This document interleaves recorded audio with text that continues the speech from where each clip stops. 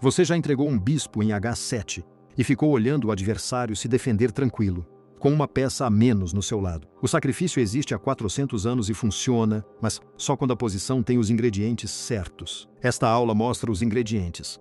Mostra o sacrifício matando de 4 jeitos diferentes. E no fim mostra o exemplo mais famoso da história desse golpe, que não se sustenta. Se você já jogou esse sacrifício no impulso e se arrependeu, é esta aula. Deixa o like e se inscreve no Jogada de Mestre. O sacrifício não cai do céu. Ele nasce de uma abertura em que as suas peças chegam antes. É 4, é 6 a francesa. D4, D5 e o centro trava. Cavalo C3, cavalo F6, atacando o seu peão. É 5. E este lance é metade da aula.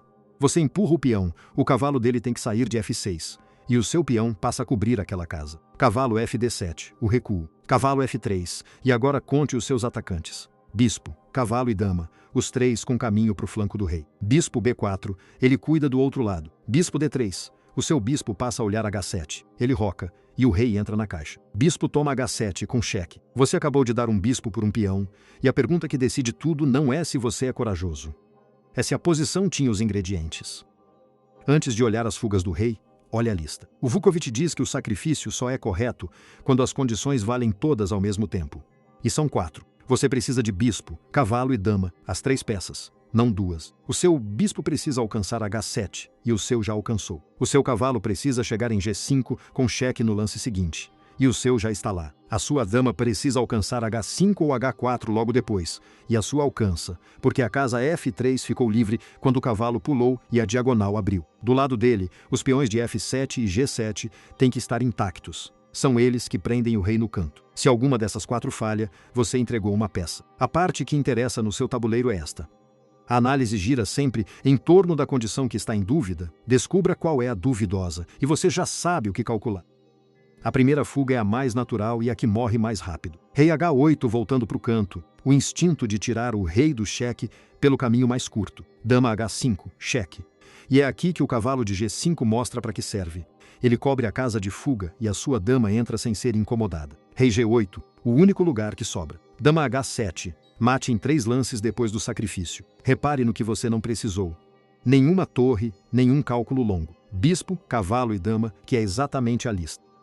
A segunda fuga dura mais e ensina mais, porque aqui você tem que caçar. Rei G8, voltando para a casa do roque. Dama H5, e agora a ameaça de mate em H7 é imediata. Torre é 8, e a defesa dele é essa. Liberar a casa F8 para o rei. Dama toma F7, cheque, e você come o peão que prendia o rei. Rei H8, fugindo. Dama H5, cheque de novo. Rei G8. Dama H7, cheque, empurrando. Rei F8, agora usando a casa que a torre abriu. Dama H8, cheque. Rei E7. Sem escolha. Dama toma G7. Mate. Conte os seus cheques. 6 seguidos, nenhum deles opcional. É isso que a lista de ingredientes te compra. Uma sequência forçada, não uma esperança. A terceira fuga é a do jogador que decide não ficar preso, e ela custa a dama dele. Rei H6, andando para fora da caixa. Parece esperto.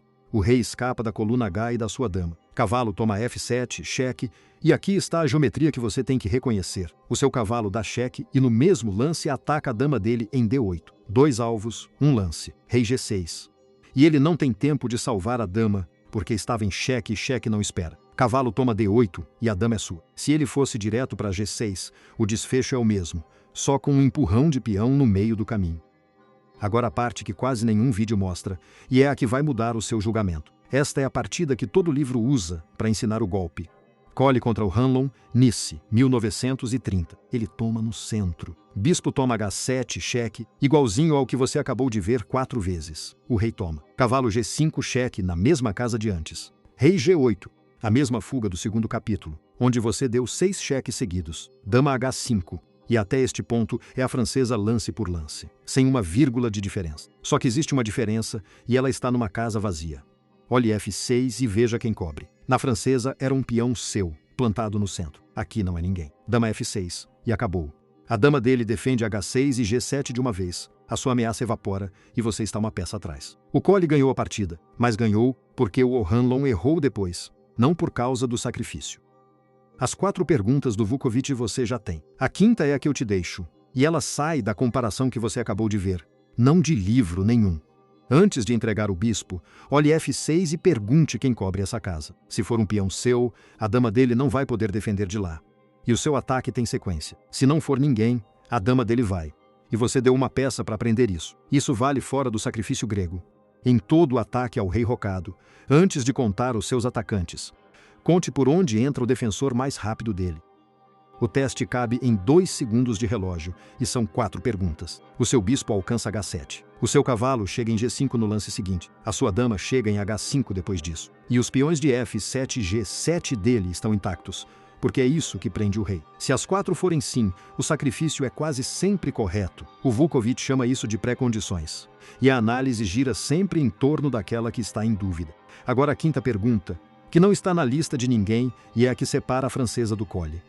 Quem cobre F6? Na francesa é o seu peão de E5, e por isso a dama dele não pode ir defender lá. Na partida do Colli não era ninguém, a dama foi, e o ataque acabou. Mesmo sacrifício, mesma peça, uma casa de diferença. O conceito é da arte do ataque, do Vukovic. As linhas vêm de 2 estudos abertos no Lichess, do IGK27 e do Akasatro.